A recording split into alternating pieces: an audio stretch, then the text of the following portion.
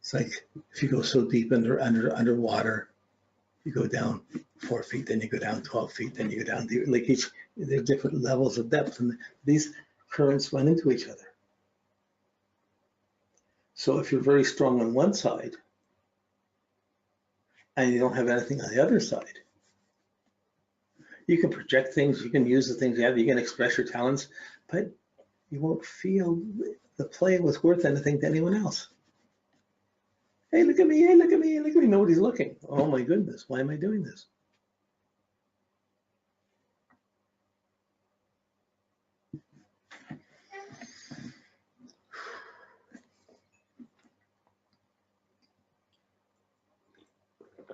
I'm glad I have my cup of tea here. It makes it easy for me to perform.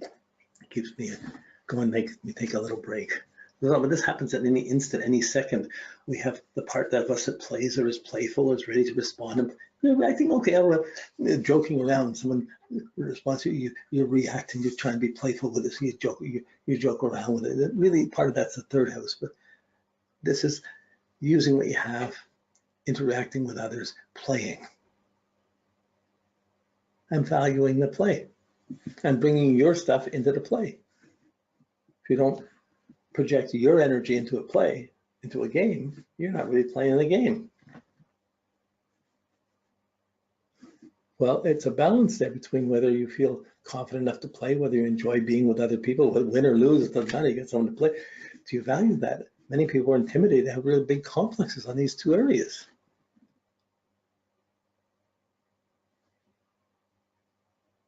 So you see performance, play, having skills you can play with, or things you like doing, and actually using the resources to go do them, using your money to pay for those things.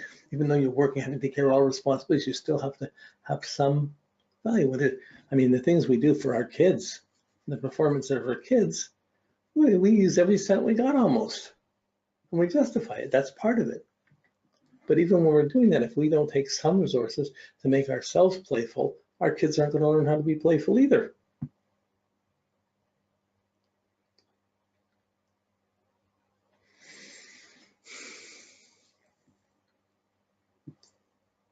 Yeah, I should have pulled out a bunch of charts, but we'll have a few to look at later and we can go through this. I should have this more detailed because it's too profound. It's so useful. You have to think about it, work through your chart, look at the people charts around you, the rising, projecting second house, the subjective projecting second house, the intuitive, my intuitive values, and the playfulness with it. So if someone reacts to your values and teases you about it, do you play or do you hide? Oh, I never lost the game. I'll never do that again. Oh no. You have negative plays. My mother. But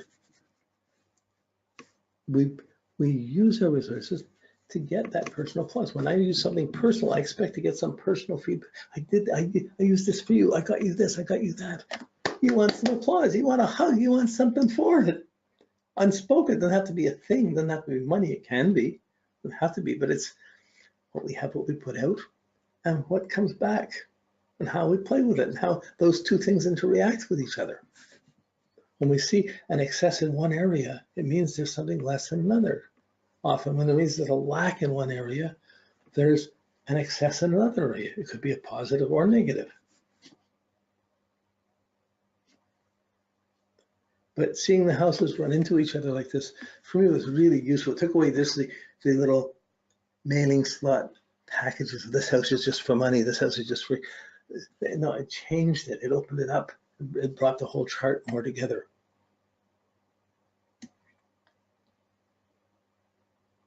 Likewise, when transits are going on, they're going to bias one side or another, and it's still going to affect the opposites. That parallel side that's not affects the opposite side, but really that's an interactive effect naturally with the parallel house. So 2 and 5 added up to 7 as well. What's your lucky number? Okay, here's the third of the ones going below, subjective below. First was the most personal, superficial, your identity and your reaction to people.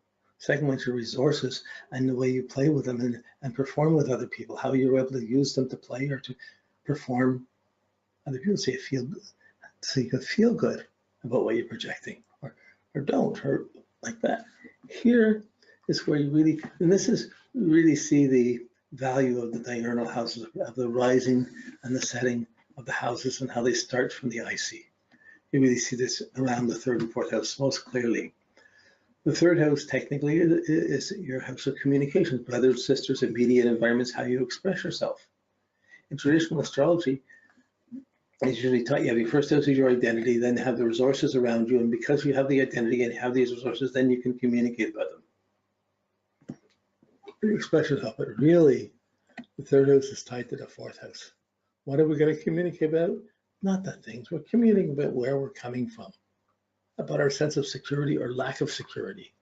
When we're secure, boy, we're bubbling over talking. When we're insecure, we may not want to talk, or we may feel like you might be hesitant to talk. The third and fourth house, your security, your home, your personal depth, how you've taken things in personally and how you express that.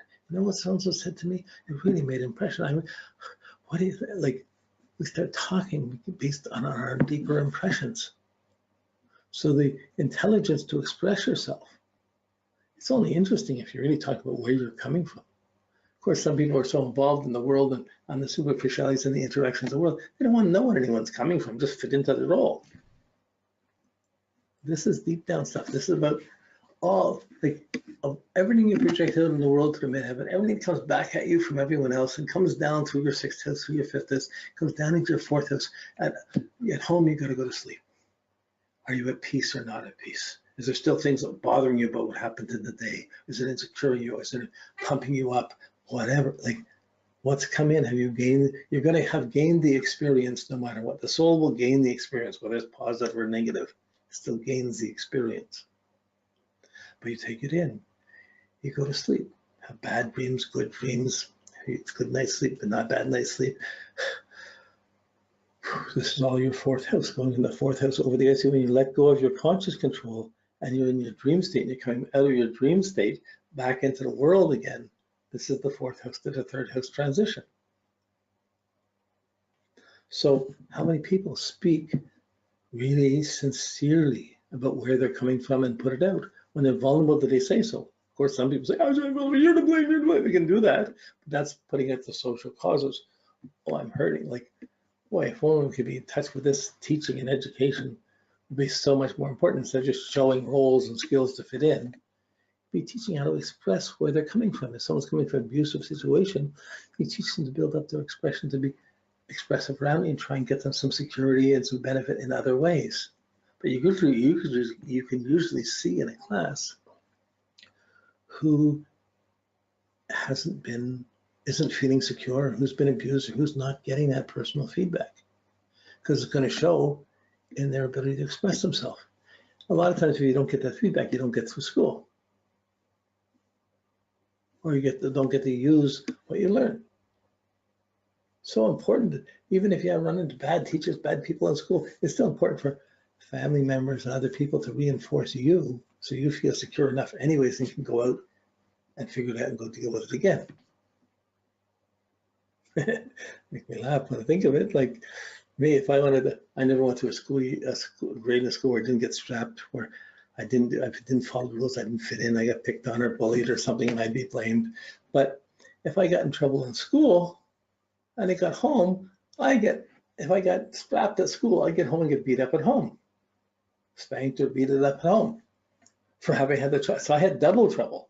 It kept me on my toes. I knew, like, kids were meant to be seen and not heard. So I always thought people were better off to not be seen, even, this is disappear. But this fourth house, your home that you came out of, is a big part of your security. Boy, my mom really messed me up. My family, I got messed up because I came from there. We can blame everything on there. But we can also, this is the really insightful depth that astrology reaches and helps to teach you. Psychology tries to reach out, although it's more behavioral. How do you express where you're coming from? How do you learn about where you're coming from? You can't change the receptivity. The energy's coming in, the feedback's coming in. You can change your understanding of it. So you use bad things for good, like my mom used to write. But I never looked at it much. But when she died, before she died, I helped her publish a book on her medical stuff. But she had a wonderful way of writing. She would take all the people that she hated that did bad things to her life, and she'd put them in a book and make worse things happen to them, or good things happening to them, according to the character they were in the book. Well, there's smart thinking how to deal with those repressed feelings. She may have kept it in for a while, but eventually she's laughing because she got it out. So the house of common sense is not affected by common sense about what's around you. It's what's motivating you. And if you're impaired, you're not going to have the common sense to use the resources around you, put your identity together. You're not going to have the, if you're threatened or insecure at the pivot, at the base of your chart, you're not going to be confident, any more confident as you go out above the horizon and up to the midheaven, out in the outer world. And you're going to have less positive feedback. It's going to be a repetitive cycle. You add drugs or alcohol to this, you're enforcing the failures above or the limitations outside and above, and reinforcing your inadequacy of who you are inside of this. So often we have the inadequacy, we'll have drugs or alcohol to cover up how we project out, and we're really just hiding and not dealing with things, and we can only make it won't be long before it crashes on us personally. These are what I call spiritual pivot points. Your whole being, your whole life hinges on this sense of security and how you learn from it. And how that learning and how that depth of experience gets applied to the world, gets applied to your identity, to how you project, how that initial starting point will affect the whole rest of the way up to the midheaven. And the midheaven will respond all the way back. It'll keep taking back in and go back. Everything gets dumped from the setting side past the descent down into the fourth house, and you got to sleep with it. If you lose your temper and get mad at someone at the beginning of the day, you've ruined the day. You've diminished how much could happen. You've already blown your stack. And other people aren't going to respond to you as well. It's going to come back. You might have accidents. Other things can happen from that anger. And you're going to have a lesser feedback. It's like putting your foot on the gas and running out of gas. Usually when you're running low on gas, you drive a little slower because you use less gas and get a little bit further. But things do happen. This is not a simple, straightforward thing. Life is a difficult process between what happens to us and what we do with it. This is our common sense and our ability to express our inner motives, our real truth. When people do that, they have a way of walking right into you. A lot of people are talking at you and think they're pigeonholing you in that. They're not really reaching you. Is that true? Will that fit in there? Yeah, that's true up to a point, but it's not really reaching you. It's not the type of person you would invite home to talk personally. Now your kids and everything down there, when something goes wrong on a personal level, that affects so deeply. It really affects how I'm going to think, what I'm going to do. Like, it triggers off all these irrational, subjective things that really resolve themselves in our sleep, in our unconscious. Can we deal with them or not? Our nightmares, our dreams, our fantasies. It's the source of our projections and the result of our reactions. So there's a continuous moment-to-moment gauge. This is not a static thing. It's a continuous gauge so that as we're projecting, and we project across 24 hours, we're always projecting somewhat, or not projecting is a type of, I'm not projecting, so I'm not doing that. But either way, it's affecting what gets up and done and what comes back. And sooner or later we have to recharge, sooner or later we have to project. So getting a balanced life and integrating your home and your ability to study and think clearly, that it gets good sleep, and express yourself, wow, that's so primal. It's such a primal thing. I like the example of the old samurai warriors. They were married. If they were married, they had a wife. They would tiptoe around their wife. They would be so nice to their wife. They would never be harsh or rude. They'd be trying to be nice, trying to make things nice. Because if the wife got mad, it did project something wrong. The wife got mad, and you had to take that bad feelings in. You're thinking about those bad feelings. It's affecting how it's affecting your coordination and your expression in your third house, and you could get killed the next day because your mind wasn't on the job. So you're nice to your wife. Work for the husband too. You know, like works the other way around too. But it's just, this is an individual. It's not about sexuality. It's about individuality. We all have this. We're all spinning tops, bouncing into each other, spinning around.